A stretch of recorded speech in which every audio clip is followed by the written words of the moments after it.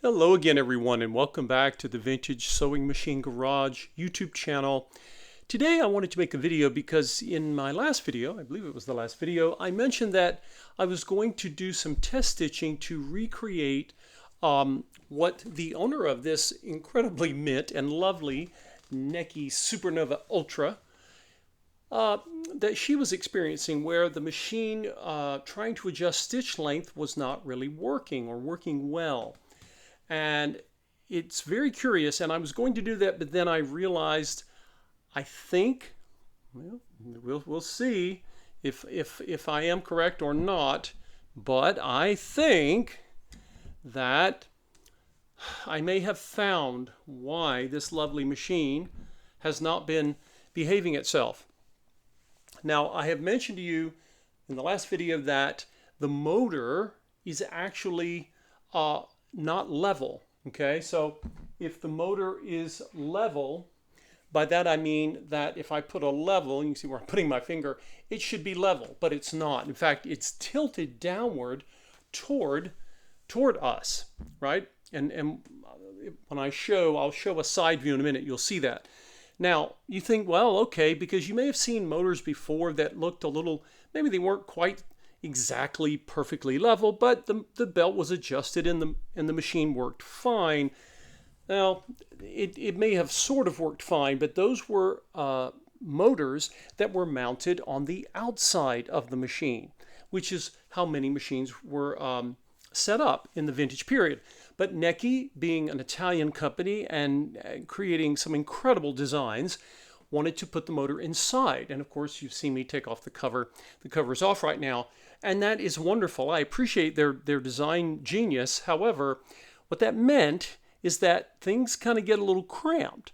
And what does that mean? That means that when the motor is installed, it can only go in a certain position at a certain angle. You don't have much margin for error there. So here's my working theory. You guys tell me if you think I'm onto it, or maybe I don't have a clue. I believe at some point in the past, the old belt dry rotted. That's fairly common.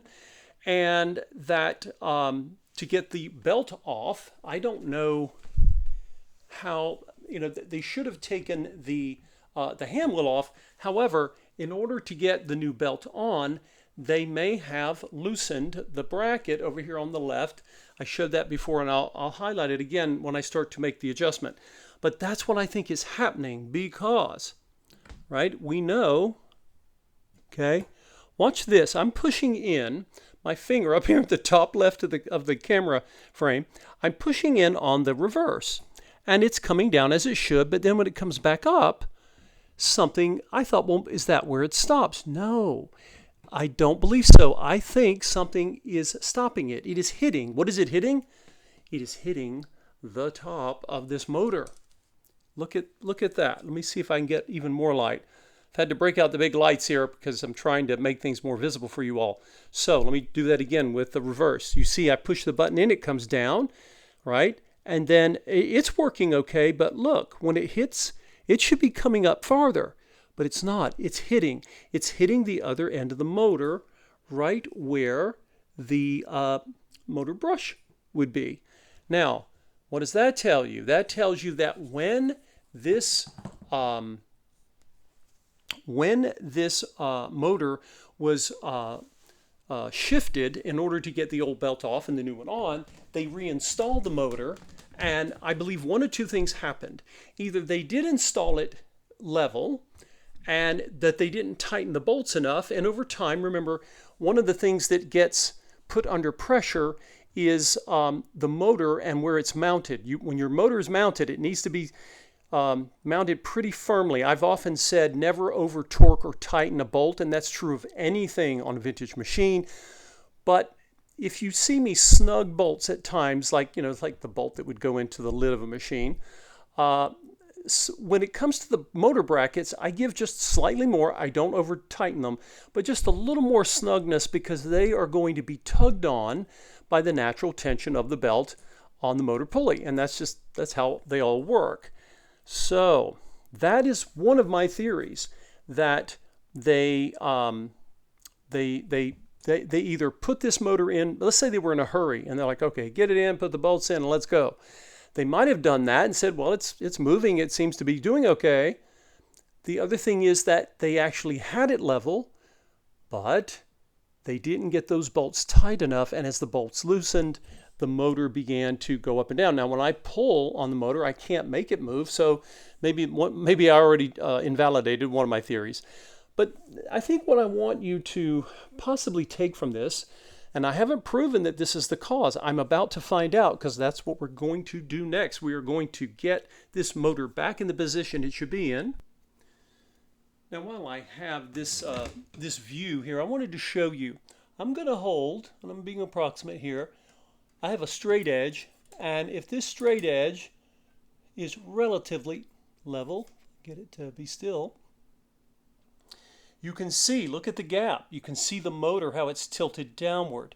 Now again, the motor is adjustable up and down, but also up and down on either end because of these bolts. Remember, the bolts have in the bracket that they go through, yes, there are holes. There's a space there in the bracket, right? But remember, what I've showed you all, and this is black, so it may not be easy to see. You see that gap? There's much less gap here. So these are slots. And of course, slots on any bracket are designed to allow you to adjust where you place something. So the holes in the motor are not off kilter. So we need to get this fixed. We need to get it returned back to where it needs to be. And we are going to do that. So I'm going to take, and I also have a theory as to why this may not have been adjusted properly, and that has to do with the fact that these bolts are in kind of a tight space, right? I've got two options. I've got my little ratchet from my screwdriver bit set, and I have a bit there that may not be quite the right one I wanted. I love these bits because they come in different sizes, and you can get, the bit relatively flush with the opening. The other option that I can take is to use, I have a tool that it may not be wide enough, but it is a kind of an odd, there may be a formal name for it here, folks. It's a screwdriver that goes in two directions. I use this when I'm in very tight spaces. But I'm going to start with my ratchet first and see. This is a very large opening on this straight head bolt, so that's the thickest screwdriver bit I've got. Sorry, I know my hand's in the way here. Give me just a moment. Say you have a close-up view of the knuckles here. All right, there we go. Yeah, it actually, yes, that's going to be a good fit. Now, I'm going to, first of all, I have to loosen both of the bolts because I need both sides of the motor to be able to move. And you will notice this big piece of steel. Actually, don't know if you'll notice it or not. Maybe I should turn it over here so you can see. You see that? You see this big piece of steel. It says Italy on it. That piece moves back and forth when the machine is rotating, when the hand wheel is rotating. So notice I'm turning the hand wheel. This is me up here on the hand wheel. I'm turning it forward, and I'm trying to get this metal piece as far away from these bolts as possible. I know that seems kind of, well, yes, of course you should. But again, it's not obvious. Some of you may be doing this for the very first time. And you may see this thing and you may not know what it is. You may think, well, it's there and I got to work around it. Give yourself as much room as you possibly can. I've worked on Supernovas before, and they are at times, depending on the machine model, they can be squirrely to get in the right space. So I'm going to put that to give us more light. Let's see. I got to make sure there's enough light here, but I want you to be able to see what I'm doing. So I think I'll do that. Okay. So I'm going to try this with my ratchet and my screwdriver bit. Okay. But remember, with the ratchet, I've got to be able to turn it, right? So I'm going to basically, I think I'm going to raise the camera up. Maybe you can see over me a little bit better. Right? We'll try that. No point just, making a video of my knuckles, because that's not really why we're here. Okay, so we'll get it lined up. And there we go. And I'm going to turn, right? I've got to turn to the left loose. Okay, I'm going to move the camera again to see if I can provide you a somewhat better angle when I'm in here with this tool of mine. Let's see. There we go. Get a little more light there. Okay, so you can see from this angle, I'm going in. I'm going to get this screwdriver bit lined up with the bolt. Okay, and I'm going to try to get that bolt, and you can see the difference it makes when I get that big piece of lovely steel out of the way. I'm going to push, and this is a slow process, right? I can only turn so far.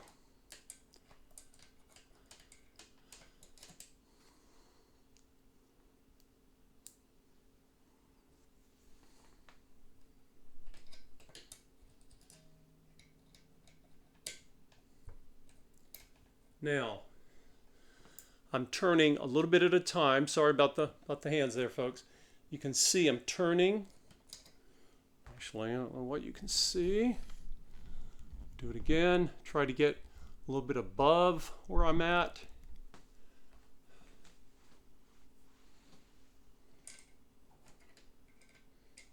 There we go.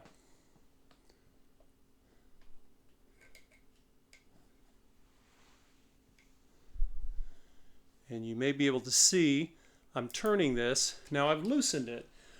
How loose? You don't have to undo the bolt entirely. That is not necessary. Do not assume that that's what you've got to do.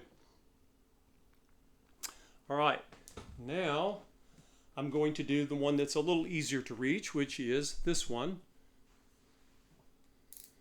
Easy is relative, right?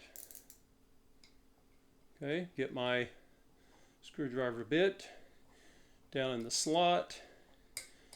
Don't get in a hurry. I kind of wonder if whoever changed the belt out, I'm sure they were doing the best they could. They may have seen one of these for the very first time, right? Who knows? So I've got it there. I'm going to turn. It's a little, it's not overly tight, but it was snug as it's supposed to be.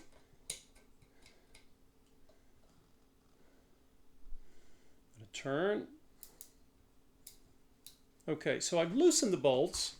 How loose, you have to see. How easily will this bracket allow the motor to shift? So let's take it. I'm going to push down on the back, up on the front. There we go. Look at that. I just made a significant difference in how it's level. Aha. And I can even actually come up a little bit more. Trying to figure out when something is level is a little strange because the Necchi's panels have curves to them. They're lovely, but not everything's at right angles, of course. So I believe I have done this now, but we're not done, because now look at the belt. Look how loose it is, right? So the machine has to go, we have to actually take the machine down in the slots as far down as it will go. And if it doesn't go down much further, what this tells me is that this belt was not the right size. They tried to make it work, and they kind of sort of did, but they caused issues with the machine. So there's that. All right, so we're going to come in here and loosen the bolts. I don't want to take the bolts out. It's not necessary, and it just makes for a lot more effort when you go to tighten them again. But I need to loosen them a little bit more, because I know, even though I've raised this part of the motor up to get it level, this part hasn't really dropped much. So what I really want to do is get both sides to drop and see if I, if I have to, I can drop the motor as far down as it will go. It's designed to go within a certain range. And then once I do that, hopefully I'm going to be able to get enough tension on this belt for it to work properly. Because even though, well, I'll tell you what, let's do this. I haven't lowered the motor yet, but let's go back and see. Let's go back and look at the obstruction that I discovered and see if in fact the reverse button now gives us a lot more movement. All right. Now I'm over here, right? I've got my thumb on the reverse lever. Now watch. I come back. Look at that swing, guys. Look at that. I'm going to zoom in just a tad more for you. Okay. Look. Now when I push, it's moving, and it's not. It was when I did it before. When I would let go of the reverse button, it would stop right here. Right? Now it goes much further, as it's supposed to. When the reverse mechanism on a sewing machine, when they were invented, because the first sewing machines didn't have reverse, when they were invented, what they did was they work in tandem with the stitch length regulator. In fact, most of you who have vintage machines will notice this. If you have, say, a common Singer straight stitch machine, for example, and that machine, you'll notice that sometimes the reverse lever is the same as your stitch length, and you put it either all the way up or you do something different with it to get it to go in reverse. So your reverse mechanism is integrated or connected to your stitch length. Even in the earliest days of reverse in sewing machines. So this makes me happy. Now I realize that, look at that, right? Now I'm getting the full movement. I don't see anything broken here, which is good, right? Nothing seems amiss as far as, being damaged, and that's good, because I was concerned that we might have an issue with this corkscrew. I call it a corkscrew. It's a plastic piece that goes around the shaft, and it is used to help set stitch length.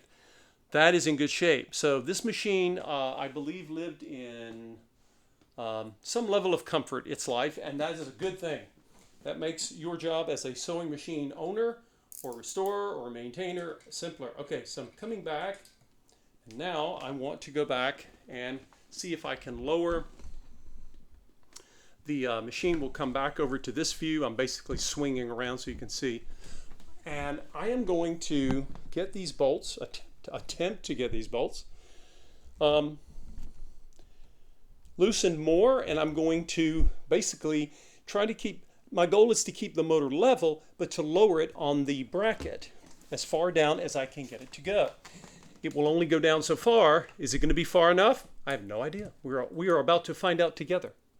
Because in the past, when I have worked on Necchis, I was the one who picked out the new belt, and I knew what size belt it needed, and I made sure that I had the correct belt. Well, that doesn't always work. Sometimes people, they're doing the best they can. They've never seen it. The customer wants the machine, and who knows, it could have been the prior owner that did this. So I'm going to come in, and we're going to loosen the bolts some more. I just have to get on the other side of this big piece of steel, right? And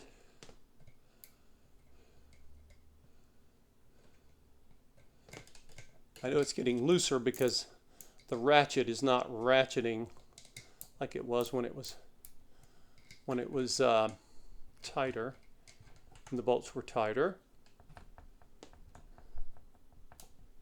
Okay, now I don't know if I can get any. Oh, I can actually turn it with my thumb and my index finger. You can't see that, but it looks like just like that. Okay. So what do I want to do? I want to push down on the motor. Yeah, it's okay. I'm going to loosen the bolts. I still have some play here. These bolts are fairly long. I don't remember the exact size, but I'm going to push down. Okay, you can see going up, down. Okay, this motor is level, and it is as far down on the bracket as the bracket play will allow, because you still got to keep the motor from touching the base of the machine. Now, watch what happens. Get my pointer here. I'm going to pretend this piece of steel in my hand is my finger because I'm running out of hands here. So I'm going to push. Oh no. See that? Even when the motor is all the way down, which is elongating the belt as much as it can, because the hand wheel's not going to move. It's going to be where it is. We've got too much play. So there we go. Okay, everyone, I have not done a test of the stitching, but based on my prior experience with Necchi Supernovas, what I think we have here is we had two things.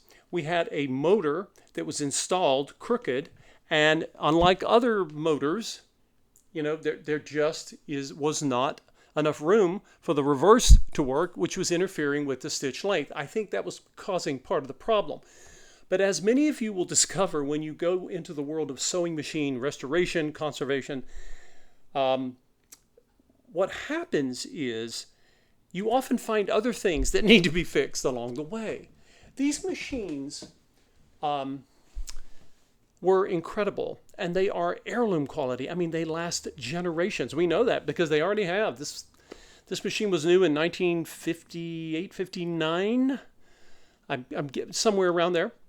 Now, but they require maintenance. Not a lot. It's not onerous. You know, normally you just keep your shuttle bobbin case area and your feed dogs clean of lint every now and then. You oil the machine in the points that the manual tells you every now and then, depending on how often you use it, and that's pretty much it.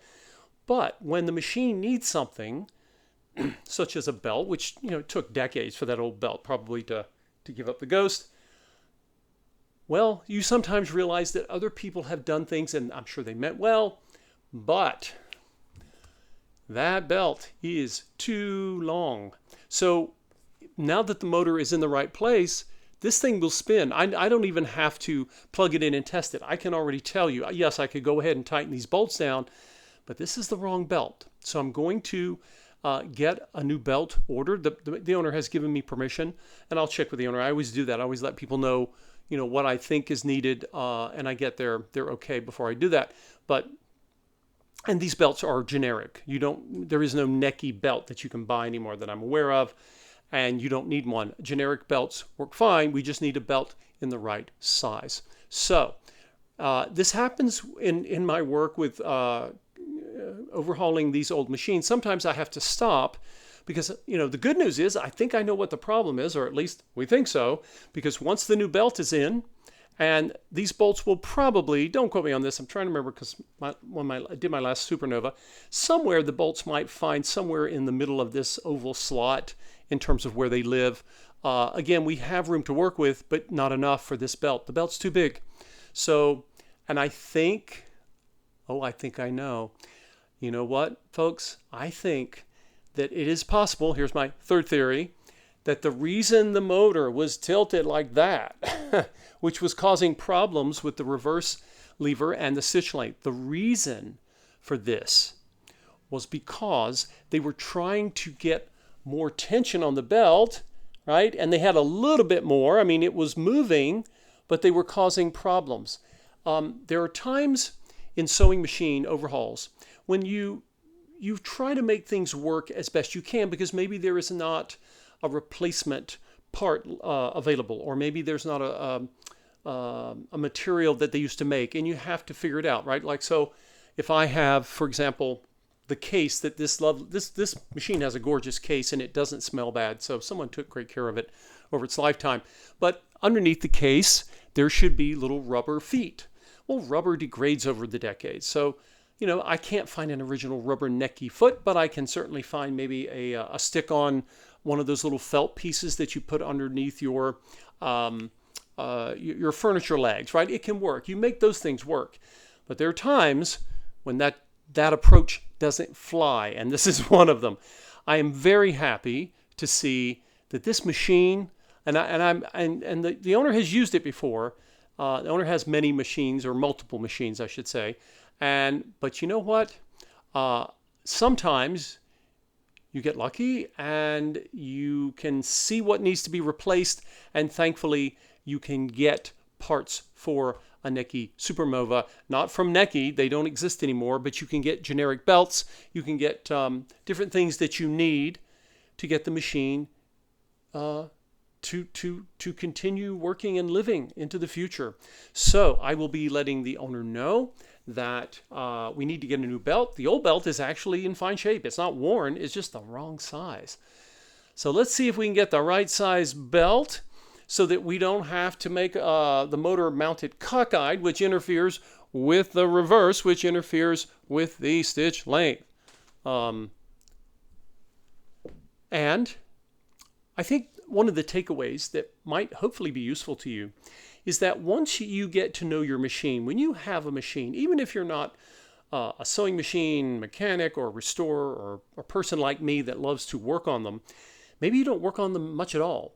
Many people, most people who sew, they actually get to know their machine. Getting to know a sewing machine that you use, and those of you who sew, I'm sure you know this, you could hopefully confirm this down in the comments. You get to know a machine not unlike the way you know a motor vehicle. So, you know, if you've been driving a vehicle for, I don't know, 3 years, 5 years, 6 years or more, and then you get a new vehicle, well, it's a little different, right? Sometimes it's a lot different, and you have to learn your way around it. And once you get to learn your way around different sewing machines, maybe you get into the hobby. I hope anyone that watches my videos starts this hobby. There are millions of these machines, and we could all, every one of us, in fact, everyone who subscribes to every channel on this topic, we could all restore machines for the rest of our lives, and we would never get to them all. So what you will discover, whether maybe you just have a Necchi Supernova and you just want to know it and take care of it, awesome. But maybe you want to restore them. Maybe you think they're awesome, or maybe you get really geeky like I do and I just can't stop taking care of them. So once you get to know and become familiar with certain things that certain machines have, certain ways that they operate, look for what is off. Okay, I kept looking and I thought, okay, I've seen this motor before. I've seen this bracket before. What's going on? And I started to notice the difference in the opening of the slot, because I knew there were slots, because it's adjustable. Most sewing motors are. Some of the European motors are not really that adjustable, but they're mounted differently. That's a whole nother discussion. But this machine, this motor, is designed to go up and down. It is not designed to tilt from left to right on this axis, right? You know, it's not meant to do that. You're allowed to do it, but they had this thing so up in the air that it was creating a new problem. Thankfully, the owner did not try to force it. She knew that something was off. She brought it to me, and fingers crossed, right? Let's not pop any champagne corks until we know that everything's okay. But I'm very optimistic that the Necchi Supernova Ultra, that's a mouthful, is going to sew once again. I certainly hope so, and so is the owner, because they've entrusted me with their machine, and it is a thing to behold. Whenever you find yourself saying they don't make them like they used to, you're right, sadly. They don't, at least at the consumer level.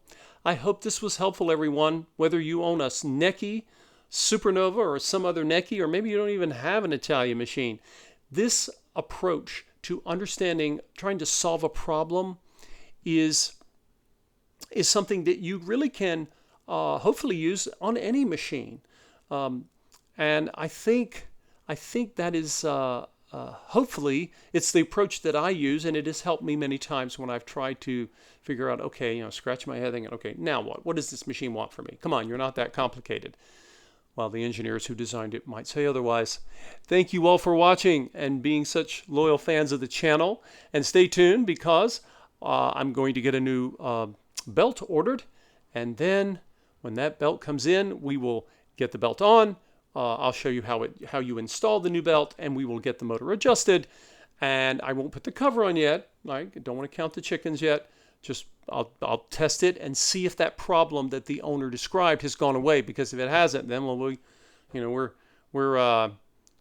not through with this journey yet. And then, of course, once I confirm this, once I know that problem, which is a problem, once that has been dealt with, hopefully, then I will go through, and the owner has asked me to go through the machine and go through and check it throughout. And I when I go through machines, I go through the whole machine, right? This is not a basic tune-up that you take into a sewing center and they clean and oil it and call it a day. No, no, no. We're going to go through the whole machine. We're going to go underneath. I'm going to take the machine through all of the areas as if I were restoring it, because as I've told all of you many times in the past, just because a machine is beautiful, and this one is gorgeous, you've heard me just fawning over it, that doesn't mean that it doesn't need to be woken up, because machines go to sleep when they're not used. Sometimes they're covered in filth and scratches, and they sew like perfectly.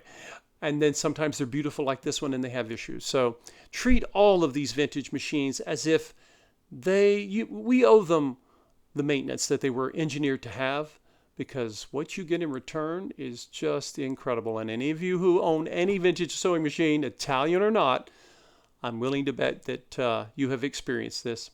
Thank you again for watching, everyone, and I will see you in the next video when I hopefully will have the right belt to get us moving forward. See you soon.